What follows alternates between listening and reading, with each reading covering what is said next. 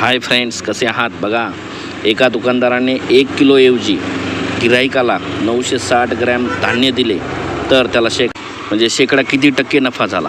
तर बघा, तर शेकडा नफा बरोबर याच्या अगोदर असे गणित झालेले आहेत आपले. मूळ वजन वजा चूक वजन छेदामध्ये चूक वजन गुणाकारात 100 करा. मूळ वजन किती आहे? 1 किलो आहे. मग 1 किलो आहे म्हणजेच किती आहे? तर 1000 ग्रॅम आहे.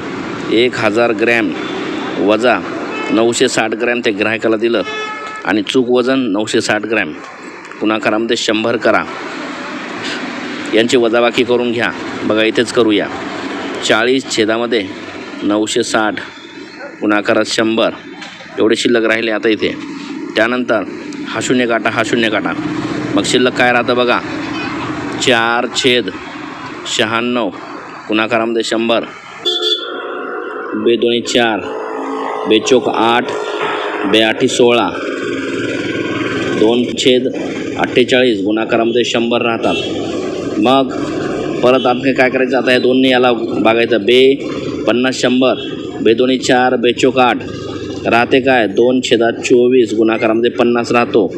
पुन्हा करतात बघा, बे 1 बे 12 24 म्हणजेच 1/12 गुणाकारामध्ये 50 आणि बे सखे 12, बे 25 50 म्हणजेच राहतो तो शिल्लक बघा 1/6 गुणाकारामध्ये 25 म्हणजेच होतो 25 1 25 म्हणजे 25/6 आणि 25/6 म्हणजे 6ने भागला असता 6 चोक 24 एक राहतो शिल्लक 25 आणि 6ला 6 6 चोक 24 आणि 25 हे आलं आपलं उत्तर. 4.16 हे एवढे टक्के त्याला नफा होतो. पहा, इथे ऑप्शनमध्ये आहे 4 नंबरचा ऑप्शन बरोबर आहे. 4.16 अशा प्रकारे गणित करायचं. Good bye.